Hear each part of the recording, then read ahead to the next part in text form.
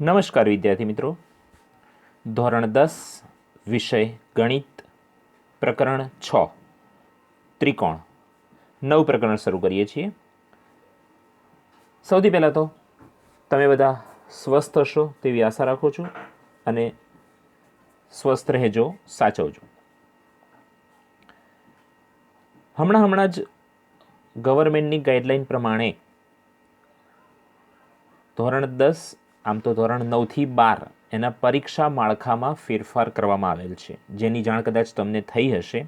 ન થઈ હોય તો હું તમને જાણ કરી દઉં કે અત્યાર સુધી ધોરણ 10ની એક્ઝામ જે ગયા વર્ષે લેવાઈ બોર્ડની, એમાં 80 માર્ક્સનું જે પેપર હોય તેમાં 20% ઓબ્જેક્ટિવ આવતું હતું, એટલે કે 16 માર્ક્સનું ઓબ્જેક્ટિવ હતું। પરંતુ આ વખતે સરકારે પરીક્ષા માળખામાં ફેરફાર કર્યો છે, એટલે કે પેપર સ્ટાઇલ ચેન્જ થશે, જેમાં પહેલાં 20% હતું તેના બદલે હવે 30% કરવામાં આવ્યું છે। એનો મતલબ કે 24 માર્ક્સનું તમારે VSQs જેવું પૂછાશે અને બાકીનું જે છે તે, એટલે કે પહેલાં 16 માર્ક્સ અને 64 માર્ક્સ હતા, તો હવે 24 માર્ક્સ અને 56 માર્ક્સનું તમારે થિયોરિટિકલ એટલે કે લેન્ધી ક્વેશ્ચન્સ થઈ જશે। તેમાં પણ જનરલ ઓપ્શન જેવો શબ્દ હવે વાપર્યો છે, એને પણ આપણે સમજી લઈએ કે જનરલ ઓપ્શન એટલે શું કહેવાય। ઇન્ટરનલ ઓપ્શન એટલે કે જે ચેપ્ટરનો પ્રશ્ન હોય તેની ઓરમાં તે જ ચેપ્ટરનો પ્રશ્ન હોય તે તમારે લખવાનો હોય, એને આપણે ઇન્ટરનલ ઓપ્શન કહેવાય। પરંતુ અહીંયા આપણને કહેવામાં આવ્યું છે કે જનરલ ઓપ્શન, તો કદાચ એવું હોઈ શકે કે કોઈ સેક્શનની અંદર 10 દાખલા હોય 2-2 માર્કવાળા, ધારો કે, તો એ 10 દાખલામાંથી તમારે 8 ગણવાના હોય તો 10માંથી તમે ગમે તે 8 દાખલાને ગણી શકો। એવું નહીં કે 5માની ઓરમાં 5મો દાખલો હોય તો એ 2માંથી એક જ કરવો પડે। ટોટલ 10 દાખલામાંથી તમે ગમે તે 2 દાખલા ગણો તો એ તમારા માન્ય ગણાશે, એને જનરલ ઓપ્શન કહેવાય। તે રીતે પૂછાઈ શકશે, એટલે એ તમારા ફાયદા માટે છે, તો એ પ્રમાણેની તૈયારી રાખજો। વધુ ડિટેલમાં આપણે જ્યારે ગવર્મેન્ટ તરફથી આપણને પૂરી માહિતી પૂરી પાડવામાં આવશે ત્યારે આપણે એને ફરીથી સમજીશું।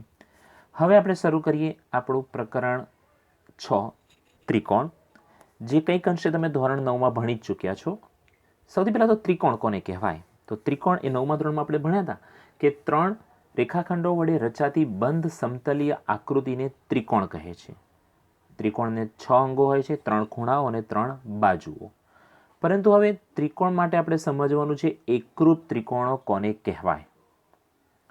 તો 2 ત્રિકોણોના શિરોબિંદુઓ વચ્ચેની આપેલી સંગતતા માટે અનુરૂપ ખૂણાઓ એકરૂપ હોય તથા અનુરૂપ બાજુઓ પણ એકરૂપ હોય, એટલે કે તેમના માપ સમાન હોય તો તે સંગતતા એકરૂપતા છે તેમ કહેવાય અને તે ત્રિકોણો એકરૂપ ત્રિકોણો છે તેમ કહેવાય। સમજીએ। ધારો કે મેં અહીંયા એક આકૃતિ લીધી છે, તેમાં ABC અને PQR માટે ABC સંગતતા QRP સમરૂપતા લીધી છે। અહીંયા આગળ નામ PQR છે પરંતુ સંગતતામાં નામ QRP છે, તો જ્યારે પણ આકૃતિ દોરવામાં આવે ત્યારે પહેલા ત્રિકોણમાં ABC નામ છે તો અહીંયા ક્રમ અનુસાર તમારે ABC લખવા પડે। જ્યારે બીજી સંગતતામાં તમને QRP નામ આપ્યું છે તો અહીંયા આગળ તમારે QRP અને તે પ્રકારનો જ ક્રમ જાળવવો પડે। આ બંને એકરૂપ છે તેનો મતલબ શું? તો કે તેનો મતલબ એ કે જો આ ખૂણા એનું માપ 60 હોય તો Qનું માપ પણ 60 હોય, જો Bનું માપ 50 હોય તો Rનું માપ પણ 50 હોય, અને જો Pનું માપ 70 હોય, Cનું માપ 70 હોય તો Pનું માપ પણ 70 થાય। આ રીતે અનુરૂપ ખૂણાઓ એકરૂપ છે તેમ કહી શકાય। માપમાં ફરક હોઈ શકે, પરંતુ આ રીતે જે માપ આ ખૂણાનું હશે તેટલું જ માપ ખૂણા Qનું હશે, જે માપ ખૂણા Bનું હશે તેટલું જ માપ ખૂણા Rનું હશે, અને જે માપ ખૂણા Cનું હશે તે જ માપ ખૂણા Pનું હશે। તો આ અનુરૂપ ખૂણાઓ એકરૂપ છે તેમ કહી શકાય। આ તો વાત થઈ ખૂણાઓ વિશેની। તેવી જ રીતે બાજુઓ માટે વાત કરીએ તો જો આ ABની લંબાઈ 5 હોય તો QR પણ 5 થાય, BCની લંબાઈ 7 હોય તો RPની લંબાઈ પણ 7 જ હોય, અને ACની લંબાઈ 10 હોય તો PQની લંબાઈ પણ 10 જ મળે। તો આ રીતે અનુરૂપ બાજુઓ પણ સમાન હોય, એટલે કે અનુરૂપ બાજુઓના માપ પણ સરખા હોય તો તે 2 ત્રિકોણો એકરૂપ ત્રિકોણો છે તેમ કહેવાય। કેવા ત્રિકોણો કહેવાય? એકરૂપ ત્રિકોણો છે તેમ કહેવાય. ઓકે, તો મેં અહીંયા સાંકેતિક ભાષામાં પણ નીચે દર્શાવ્યું છે કે ખૂણો એ એકરૂપ ખૂણો ક્યુ એટલે કે બરાબર ખૂણો બી બરાબર ખૂણો આર અને ખૂણો સી બરાબર ખૂણો પી. એવી જ રીતે બાજુઓમાં વાત કરીએ તો એ બી અને ક્યુ આર, બીસી અને આરપી અને એસી અને ક્યુપી એ સમાન હોય તેમ કહેવાય. અને તેવું હોય તો તે બે ત્રિકોણોને આપણે એકરૂપ ત્રિકોણો કહીશું. જો બે ત્રિકોણો એકરૂપ હોય તો તેમને સંકેતમાં આ રીતે દર્શાવાય. ત્રિકોણ એબીસી પછી વચ્ચે જે ચિહ્ન છે તે એકરૂપતાનું ચિહ્ન છે. તે કેવી રીતે કરવાનું? તો કે બરાબરની ઉપર ગુજરાતીમાં ટ આવે છે તે પ્રકારેનું નિશાન કરીશું. તેને આપણે એકરૂપતાનું ચિહ્ન કહીશું કે તે બે ત્રિકોણો એકરૂપ છે તેમ કહેવાય. આ વાત થઈ એકરૂપ ત્રિકોણોની. એકરૂપ ત્રિકોણો પછી આપણે જોઈએ છીએ સમરૂપ ત્રિકોણો. ઓકે, તો સમરૂપ ત્રિકોણોની વાત કરીએ તો તેની વ્યાખ્યા સમજીએ પહેલાં. તો કે બે ત્રિકોણોના શિરોબિંદુઓની આપેલી સંગતતા માટે અનુરૂપ ખૂણાઓ એકરૂપ હોય અને અનુરૂપ બાજુઓ પણ સમપ્રમાણમાં હોય તો તે સંગતતા સમરૂપતા છે. એકરૂપતા કરતાં અહીંયા આગળ કંઈક નવો શબ્દ આવ્યો છે. અનુરૂપ બાજુઓ સમપ્રમાણમાં હોય. શેમાં હોય? સમપ્રમાણમાં. તો સમપ્રમાણમાંનો મતલબ શું? ફરીથી જુઓ વ્યાખ્યા. બે ત્રિકોણના શિરોબિંદુઓની સંગતતા માટે અનુરૂપ ખૂણાઓ એકરૂપ એટલે કે સમાન, પણ અનુરૂપ બાજુઓ સમપ્રમાણમાં હોય એટલે કે બાજુઓનો ગુણોત્તર સરખો હોય. બાજુઓનું શું સરખું હોય? ગુણોત્તર. એટલે કે જો આ એબીનું માપ 5 હોય તો બીસીનું માપ હશે 2.5. જો બીસીનું માપ 7 હોય તો ઈએફનું માપ હોય 3.5 અને એસીનું માપ 10 હોય તો ડીએફનું માપ હશે 5. તો ગુણોત્તર જોઈશું તો AB અપોન DE. તો એબીનું માપ છે 5 અને DEનું માપ છે 2.5. તેનો ગુણોત્તર લઈશું તો જવાબ આપણને મળશે 2. તેવી જ રીતે બીજો ગુણોત્તર બીસી અને ઈએફનો લઈશું તો 7/3.5 એટલે એનો પણ છેદ ઉડાડીશું તો ગુણોત્તર મળશે 2. અને ત્રીજો ગુણોત્તર છે એસી છેદમાં ડીએફ એટલે કે 10/5. તો તેમાં પણ 5 દુ 10. તો ત્રણેયનો ગુણોત્તર આપણને 2 સરખો મળે છે. આમ તો ગુણોત્તર 2 એટલે 2/1 કહેવાય. છેદમાં કશું નહીં એટલે 1 વધે છે. તો કે 2/1નો જે ગુણોત્તર મળે છે ત્રણેયમાં આપણને સરખો ગુણોત્તર મળે છે. તો આ બાજુઓનો ગુણોત્તર સરખો હોય અથવા તો બાજુઓના માપ સમપ્રમાણમાં હોય. આ બંને શબ્દ એક સરખા જ કહેવાય. અનુરૂપ ખૂણાઓ તો એકરૂપ એટલે હમણાં સમજાય જ રીતે આ ખૂણાનું આ ખૂણાનું માપ સરખું, બીનું અને ઈનું માપ સરખું, સીનું અને એફનું માપ સરખું. તો અનુરૂપ ખૂણા એકરૂપ કહેવાય. પણ અનુરૂપ બાજુઓનો ગુણોત્તર સરખો, ગુણોત્તર સરખો કહો અથવા તો અનુરૂપ બાજુઓના માપ સમપ્રમાણમાં હોય. આ બંને શબ્દોનો અર્થ એક જ થાય. અનુરૂપ બાજુઓનો ગુણોત્તર સરખો અને અનુરૂપ બાજુઓ સમપ્રમાણમાં હોય. આ બંને વસ્તુ સરખી છે. ઓકે, હોય તો તે બે ત્રિકોણો સમરૂપ ત્રિકોણો છે તેમ કહેવાય. અને સમરૂપ ત્રિકોણોને આ પ્રકારના સંકેત વડે દર્શાવી શકાય કે ત્રિકોણ એબીસી માત્ર વચ્ચે ટ જેવું ચિહ્ન કરીશું તે સમરૂપતાની નિશાની દર્શાવે છે. એટલે કે એબીસી સમરૂપ ડીઈએફ છે તેમ કહેવાય. તમને આકૃતિ જોઈને જ ખ્યાલ આવી જશે. જો એકરૂપતાની આકૃતિ આપણે જોઈશું ને તો બંને ત્રિકોણોની સાઇઝ તમને સરખી લાગે છે. જ્યારે સમરૂપ ત્રિકોણોની અંદર એક ત્રિકોણ મોટો છે અને બીજો ત્રિકોણ નાનો છે, જેમાં બંનેનો આકાર તો સરખો છે પરંતુ બાજુઓના આધારે તે આપણને અલગ અલગ દેખાય છે કે નાના મોટા દેખાય છે. માટે તે બંને સમરૂપ છે તેમ કહેવાય. એનું બીજું એક સીધું સરળ મસ્ત ઉદાહરણ આપી દઉં જે તમારા મગજમાં એકદમ ક્લિયરલી બેસી જશે. તમે જ્યારે ફોટોગ્રાફ્સ પડાવો છો, શાળામાં તમારા ફોટોગ્રાફ્સ કલેક્ટ કરવામાં આવે છે ત્યારે તમને સ્પષ્ટ કહેવામાં આવે છે કે ભાઈ પાસપોર્ટ સાઇઝના ફોટા અને સ્ટેમ્પ સાઇઝના ફોટા. આ ફોટા આપણે આઈ કાર્ડ માટે મેળવીએ છીએ, જ્યારે આ ફોટા આપણે ફોર્મમાં લગાવવા માટે મેળવીએ છીએ. બંને ફોટાની અંદર તમારો ચહેરો જે હોય છે તે એક જેવો જ હોય છે, બરાબર, પરંતુ તે નાના મોટા હોય છે. કારણ કે આ બંનેની બાજુઓનો ફરક છે. બાકી ખૂણાઓના માપ તો કેવા હોય છે? સરખા. અને આ કઈ આકૃતિ થઈ? ચોરસ આકૃતિ થઈ. આપણે ત્રિકોણ વિશે સમજ્યા, અહીંયા આપણે ચોરસ વિશે સમજ્યા. એટલે કે માત્ર ત્રિકોણ માટે નહીં, કોઈ પણ બહુકોણ માટે આ વસ્તુ સાચી છે. કઈ વસ્તુ સાચી છે? એ જ કે અનુરૂપ બાજુઓના માપ સમપ્રમાણમાં હોય અને અનુરૂપ ખૂણાઓ એકરૂપ હોય તો તે બહુકોણો સમરૂપ બહુકોણો છે તેમ કહેવાય. આવા સમરૂપ બહુકોણો ઘણા બધા તમે જોયા હશે, જેમ કે મેં કીધું એ પ્રમાણે. પછી એવી રીતે બે વર્તુળની વાત કરીએ તો બે વર્તુળો, જો આ બે વર્તુળોના આકાર સરખા છે પરંતુ બંનેની ત્રિજ્યા અલગ અલગ છે, માટે આ બે વર્તુળો આમ આકૃતિ ઉપરથી આમને સમકેન્દ્રીય કહેવાય, પણ આ બંનેને જો આપણે અલગ અલગ દોરીશું તો બંનેનો આકાર સરખો દેખાય છે પરંતુ નાના મોટા છે, માટે આ બંને કેવા કહેવાશે? સમરૂપ વર્તુળો કહેવાશે. તો આવી રીતે સમરૂપ આકૃતિઓ કોને કહેવાય એ વસ્તુ આપણે સમજી ગયા, કે જેમાં ખૂણાઓ સમાન હોય અને બાજુઓનો ગુણોત્તર સરખો હોય તો તેમને સમરૂપ આકૃતિઓ કહીશું. ઓકે, જોઈએ અહીંયા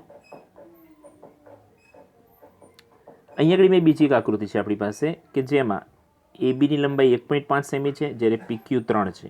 આ 2.5 છે, આ 5 છે, આ 2.4 છે, આ 4 છે, આ 2.1 છે અને આ 4.2 છે.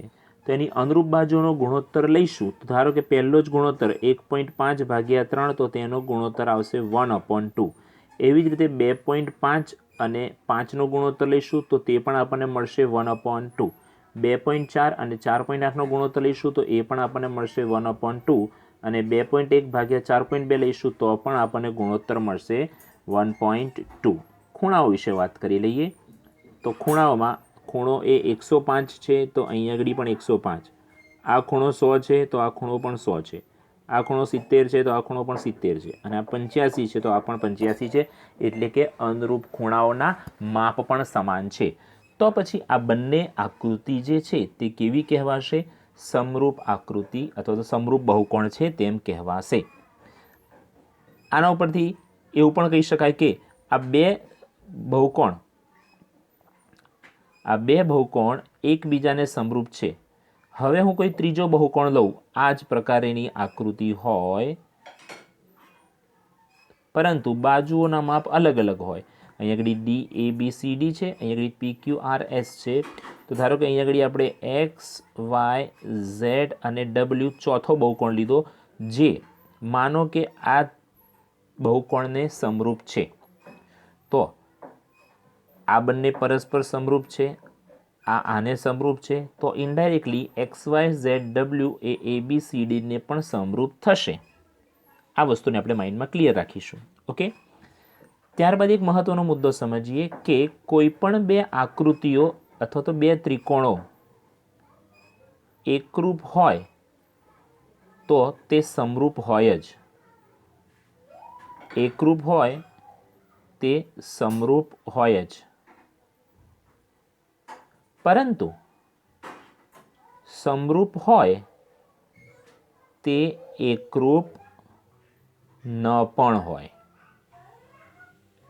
આ બંને જો આપણે એકરૂપ અને સમરૂપની વ્યાખ્યા સમજ્યા હોય ને તો જ આપણે આ વસ્તુ ક્લિયર કરી શકીએ.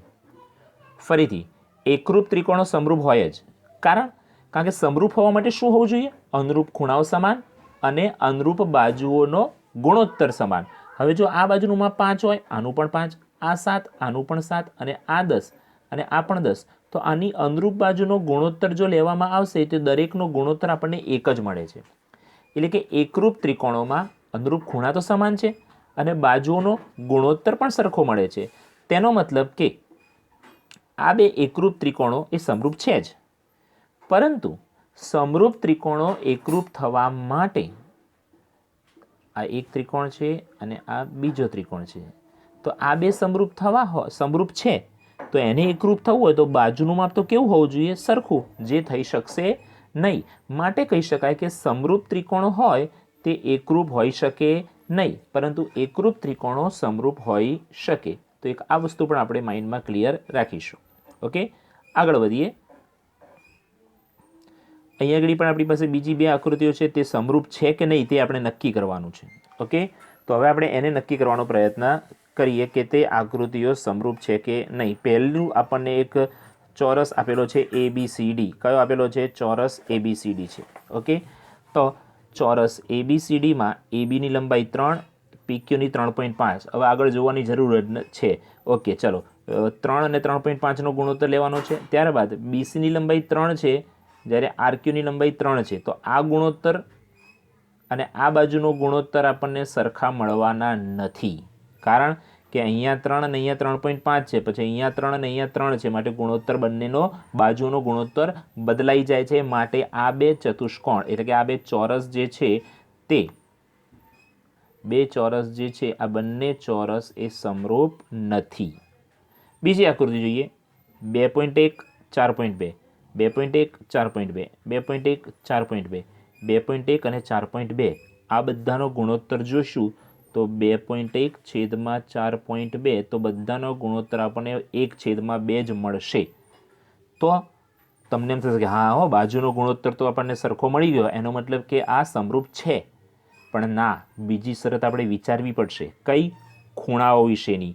અહીંયા આગળ ખૂણો એ કાટખૂણો છે, પણ અહીંયા ખૂણો પી કાટખૂણો થતો નથી, એટલે કે અનુરૂપ ખૂણાઓ સરખા થતા નથી. માટે આ બંને આકૃતિઓ એટલે કે આ બંને બહુકોણો પણ સમરૂપ નથી. એટલે આ બંને મુદ્દાઓ બંને શરતોનું પાલન થવું જોઈએ. કઈ બંને શરતો?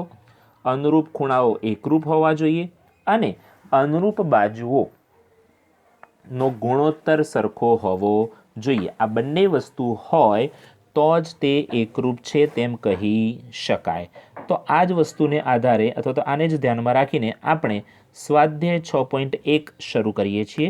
સ્વાધ્યાય 6.1ના અંદર આ બહુકોણ અને એકરૂપ અને સમરૂપ વિશેનું જ બધું મેક્સિમમ આવી રહ્યું છે, તો આપણે એ સમજી લઈશું. સ્વાધ્યાય 6.1 જેમાં પહેલાં જ પૂછ્યું છે કે બધા જ વર્તુળો ખાલી જગ્યા છે. તો હમણાં મેં આકૃતિ દોરીને સમજાવ્યું કે બધા જ વર્તુળો કેવા છે, તો બધા જ વર્તુળો સમરૂપ છે, એટલે કે આકાર સરખો દેખાય છે પણ માપ સરખા હોતા નથી. તો પછી બધા ચોરસો, તો બધા ચોરસો પણ કેવા કહેવાશે, તો બધા ચોરસો પણ સમરૂપ જ કહેવાશે. કારણ કે ચોરસનો દરેક ખૂણો કાટખૂણો હોય છે, એનો મતલબ કે બધા ખૂણા તો સરખા થશે પરંતુ બાજુઓના માપ કેવા રહેશે? અલગ અલગ. માટે તે સમરૂપ કહેવાશે, એકરૂપ કહેવાશે નહીં. બધા ખાલી જગ્યા ત્રિકોણો સમરૂપ હોય. કયા પ્રકારના ત્રિકોણો સમરૂપ હોય?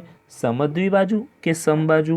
તો એમાં આપણે તરત જ કહીશું કે સમબાજુ, કારણ કે સમદ્વિબાજુમાં તો માત્ર બે જ બાજુ સરખી થશે, ત્રીજી બાજુનો ગુણોત્તર સરખો મળશે નહીં. જ્યારે સમબાજુ ત્રિકોણની અંદર ત્રણેય બાજુનો ગુણોત્તર આપણને સમાન મળશે, માટે તેમાં સમબાજુ આવશે. ત્યારબાદ જો બે બહુકોણના અનુરૂપ ખૂણાઓ ખાલી જગ્યા હોય તો અનુરૂપ ખૂણાઓ કેવા હોવા જોઈએ? સમાન. અને તેમની બાજુઓ કેવી હોય? તો કે સમપ્રમાણમાં હોય, તો જ બે બહુકોણો સમરૂપ થાય, જેના વિશે હમણાં આપણે શીખી ગયા. તો પહેલી 4 ખાલી જગ્યાઓ વિશે આપણે ભણી લીધું કે તેમાં શું ઉત્તર આવશે. ઓકે, ત્યારબાદ આગળ વધીએ. બીજા પ્રશ્નમાં એવું કીધું છે કે નીચેની જોડીઓના જુદા જુદા ઉદાહરણો આપો. એટલે કે બે સમરૂપ આકૃતિઓના ઉદાહરણ આપવાના છે. તો સમરૂપ આકૃતિઓના ઉદાહરણ માટે હમણાં જ આપણે જોઈ લીધું. તો સમબાજુ ત્રિકોણની બે જોડ રચો, અથવા તો ચોરસની બે મોટા ચોરસ બનાવો, એક મોટો ચોરસ અને એ જ સાઇઝનો બીજો નાનો ચોરસ કે લંબચોરસ. સોરી, આમાં વ્યવસ્થિત દોરીએ આપણે. તો આ એક ચોરસ દોર્યો આપણે,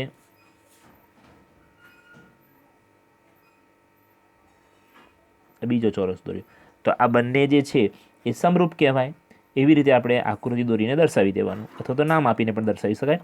સમરૂપ ન હોય તેવી વાત કરીશું તો સીધી વસ્તુ છે, બે અલગ અલગ આકાર લઈ લો. એક ત્રિકોણ લઈ લઈએ અને એક ચોરસ લઈ લઈએ, તો સમરૂપ છે નથી, એ બંને સમરૂપ કહેવાશે નહીં. એવી જ રીતે આપણે એક ચોરસ લઈએ અને એક વર્તુળ લઈએ તો તે પણ સમરૂપ નથી તેમ કહેવાશે. ઓકે, ત્યારબાદ પછીના પ્રશ્નમાં કીધું છે કે નીચેના ચતુષ્કોણો આ બે આપેલા છે તે સમરૂપ છે કે નહીં તે આપણે જણાવવાનું છે. તો આવું તો આપણે ઉપર શીખી ગયા કે અનુરૂપ બાજુનો ગુણોત્તર તે તો સરખો થશે જ, પણ ખૂણાની જ વાત કરીએ ડાયરેક્ટ તો જુઓ, ખૂણો એ 90 છે, જ્યારે અહીંયા ખૂણો પી 90 નથી. ચતુષ્કોણ આ થોડો ક્રોસ દેખાઈ રહ્યો છે, એટલે કે આ સમબાજુ છે અને આ ચોરસ છે. શું છે? ચોરસ. માટે તે બંનેના ખૂણાઓ સમાન નથી, માટે આ બંને આકૃતિઓ સમરૂપ નથી તેમ કહેવાય. ઓકે વિદ્યાર્થી મિત્રો, તો આની સાથે આપણું સ્વાધ્યાય 6.1 પૂરું થયું છે. ત્યાંથી આગળ વધીએ. સ્વાધ્યાય 6.1થી આગળ વધીશું તો હવે આવે છે ત્રિકોણની સમરૂપતા, જેના વિશે આપણે ડિટેલમાં ભણી ચૂક્યા છીએ. પરંતુ બે સમકોણિક ત્રિકોણના પ્રત્યેક ખૂણાની જોડના ખૂણાઓ, આ એક ગણિતશાસ્ત્રી હતા થેલ્સ, જેમને તમે સારી રીતે ઓળખો છો અને આપણે 9મા ધોરણમાં અભ્યાસ કરી ચૂક્યા છીએ તેમના વિશે. તો આ થેલ્સ નામના ગણિતશાસ્ત્રીએ સમપ્રમાણતાના મૂળભૂત પ્રમેયના પરિણામનો ઉપયોગ કર્યો હતો અને એમણે એક પ્રમેય આપ્યું હતું. તો તે પ્રમેયને થેલ્સના પ્રમેય તરીકે ઓળખવામાં આવે છે. આ થેલ્સનો પ્રમેય, એ થેલ્સ કયા, તો કે ગ્રીક ગણિતજ્ઞ છે જેમનું નામ થેલ્સ છે, જે ગ્રીક દેશના ગણિતશાસ્ત્રી છે. આવું 1 માર્ક્સમાં ક્યાંય પૂછી શકાય, માટે એ બધી વસ્તુ આપણે ધ્યાનમાં રાખીશું. તો આ થેલ્સના પ્રમેયને સમપ્રમાણતાનો મૂળભૂત પ્રમેય અથવા તો થેલ્સનો પ્રમેય એ રીતે ઓળખવામાં આવે છે. તો હવે આપણે તે પ્રમેય સમજવાનો પ્રયત્ન કરીએ. સૌથી પહેલાં તેનું વિધાન સમજીએ. તો કે ત્રિકોણની કોઈ એક બાજુને સમાંતર દોરેલી રેખા બાકીની 2 બાજુઓને ભિન્ન બિંદુઓમાં છેદે તો તે બાજુઓ પર કપાતા રેખાખંડો તે બાજુઓનું સમપ્રમાણમાં વિભાજન કરે છે. ઓકે,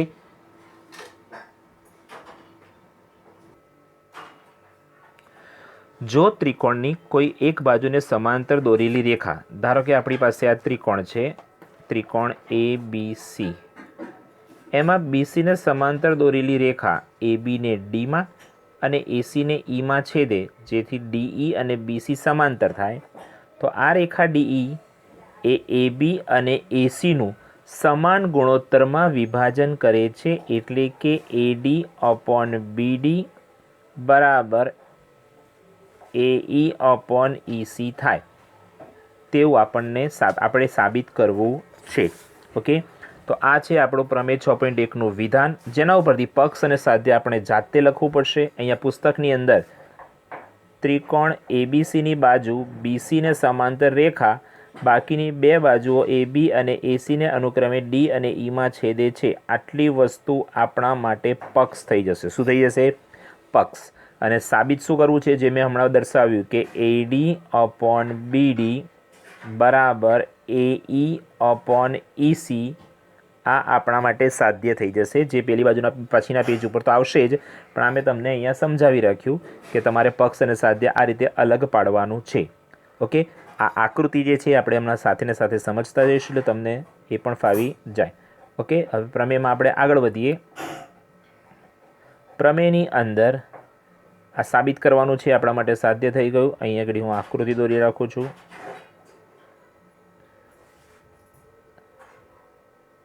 ત્રિકોણ ABC, આપણી પાસે માત્ર ત્રિકોણ ABC હતો. તે સિવાય હતું આ DE હતા, કે જે ABને Dમાં અને ACને Eમાં છેદે છે. હવે આપણે અહીંયાથી આપણી સાબિતી શરૂ કરીએ છીએ કે પહેલું તો BE અને CD જોડો. તો આપણે આ BE અને આ CD જોડી દીધા. ઓકે, DM લંબ AC અને EN લંબ AB દોરો. DM લંબ AC, તો Dમાંથી અહીંયા આગળ આપણે DM લંબ AC દોર્યો અને આ બાજુથી લંબ EN લંબ AB દોર્યો છે. હવે આપણે ખબર છે કે કોઈ પણ ત્રિકોણનું ક્ષેત્રફળ શોધવું હોય તો ત્રિકોણનું ક્ષેત્રફળ શોધવા માટેનું સૂત્ર છે 1/2 પાયો ગુણ્યા વેધ. તો પછી ત્રિકોણ ADE, AD એટલે કે ઉપરની તરફ જે આ નાનો ત્રિકોણ બને છે ને ADE, જેની અંદર આપણને એક વેધ આ તરફ દેખાય છે ને એક વેધ આ તરફ દેખાય છે. તો પહેલાં આપણે અહીંયા આગળ N છે, તો એના માટે ક્ષેત્રફળ લઈશું તો 1/2 AD ગુણ્યા EN. આ પહેલા ત્રિકોણનું ક્ષેત્રફળ આપણને મળી ગયું. તેવી જ રીતે આ નીચે જે બીજો ત્રિકોણ આપણને દેખાઈ રહ્યો છે, આ ત્રિકોણ BDE ત્રિકોણ, જેને મેં ગ્રીન કલરના પોર્શનથી બતાવ્યો છે, BDE ત્રિકોણનું ક્ષેત્રફળ શોધીશું તો તે ત્રિકોણના ક્ષેત્રફળ માટે પાયો BD થઈ જશે, પરંતુ વેધ તો જે EN હતો ને તે EN જ રહેશે. અહીંયા ઘણા બધા વિદ્યાર્થીઓને કન્ફ્યુઝન થતું હોય છે કે સર વેધ EN જ કેમ લેવાનો? તો જુઓ, આ ત્રિકોણ આ પ્રકારે બની રહ્યો છે આપણી પાસે, કે ત્રિકોણનું નામ જે છે આપણી પાસે છે E, આ D અને અહીંયા છે B. તો આ BDE ત્રિકોણ જે છે તેમાં વેધ જે છે એ આ ગુરુકોણ ત્રિકોણ થયો. સૌથી પહેલી વસ્તુ કે આ ત્રિકોણ છે કયો? ગુરુકોણ ત્રિકોણ. ગુરુકોણ ત્રિકોણનો વેધ, આ જે ખૂણો ગુરુકોણ છે એની પાછળની તરફ અહીંયા વેધ મળે. એનો મતલબ કે આ પાયો થશે અને વેધ આ જ થશે, માટે વેધ આપણે જે EN છે ને તે જ લેવો પડશે. માટે BDEનું ક્ષેત્રફળ 1/2 DB ગુણ્યા EN મળ્યું. ઓકે, હવે આ બંને ત્રિકોણના ક્ષેત્રફળનો આપણે ગુણોત્તર લઈ લઈશું. તો અહીંયા આગળ આપણી પાસે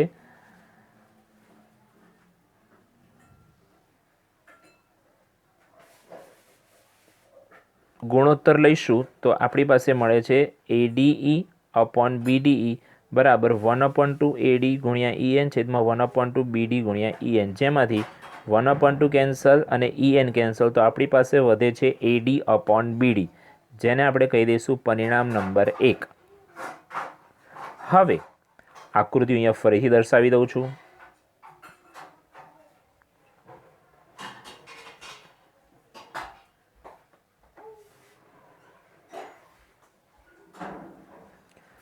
હવે આપણે ADEનું ક્ષેત્રફળ ફરીથી શોધીશું, પરંતુ હવે આપણે વેધ લઈશું DM અને પાયો લઈશું AE. તો એના માટેનું ક્ષેત્રફળ મળ્યું 1/2 AE ગુણ્યા DM. અને બીજો ત્રિકોણ આપણે લેવાનો છે તે ત્રિકોણ છે ત્રિકોણ DEC. આ તરફનો નાનો ત્રિકોણ છે તે લેવાનો છે. તો આ DEC ત્રિકોણ માટે વાત કરીશું. તો એના માટે પાયો થઈ જશે EC અને વેધ તો DM જ રહેશે, જે હમણાં મેં ત્રિકોણ BDE માટે સમજાયું હતું કે ગુરુકોણ ત્રિકોણમાં વેધ પાછળની તરફ મળે, તેવી જ રીતે વેધ આપણો DM જ રહેશે. તો એનું ક્ષેત્રફળનું ગુણોત્તર લઈ લીધો તો 1/2 કેન્સલ થઈ જશે અને DM કેન્સલ થઈ જશે, તો વધશે AE અપોન EC. ઓકે, તો એ આપણા માટે થઈ ગયું પરિણામ નંબર 2. આ પરિણામ નંબર 1, પરિણામ નંબર 2.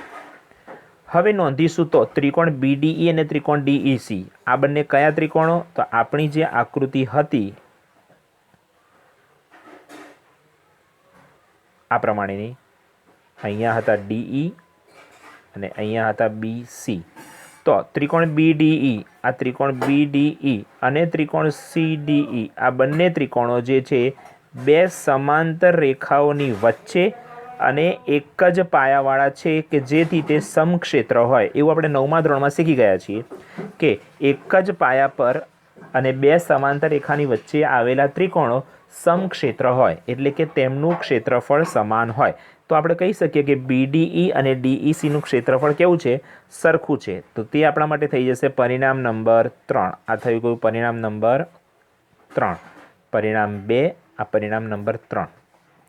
અહીંયા વિધાન લખ્યું છે પરિણામ 1, 2 અને 3 ઉપરથી આપણે કહી શકીએ કે AD અપોન BD બરાબર AE અપોન EC. પણ 1, 2, 3ના ઉપયોગ પરથી આવું કેવી રીતે, શા માટે આવું કહી શકાય, એ વસ્તુ પણ સમજવી જરૂરી છે. તો હવે એ વસ્તુ તમને સમજાવું. તો પરિણામ 1 એની ડાબી બાજુ જે છે એમાં અહીંયા આગળ આપ ઉપરનું જ વિધાન જે છે અહીંયા લખીને નથી આપેલું, જે વિધાન અહીંયા કન્ટિન્યુ થશે. એટલે કે અહીંયા આપણને શું કીધું છે? ADE upon BDE. જ્યારે પરિણામ 2 જે છે એનું વિધાન શું કહે છે? ડાબી બાજુમાં ADE અપોન DEC. તો બંનેનો અંશ જે છે ADE ઓલરેડી સરખો છે જ, પરંતુ પહેલા પરિણામના છેદમાં છે BDE, જ્યારે બીજા પરિણામના છેદમાં છે DEC. પણ પરિણામ 3માં શું કીધું કે BDE અને DEC સરખા છે. એનો મતલબ કે આનો છેદ અને આનો છેદ સરખો છે. અંશ તો ઓલરેડી સરખો હતો જ, હવે પરિણામ 3માં કીધું છેદ પણ સરખો છે. એનો મતલબ કે આ ગુણોત્તર અને આ ગુણોત્તર સરખા છે.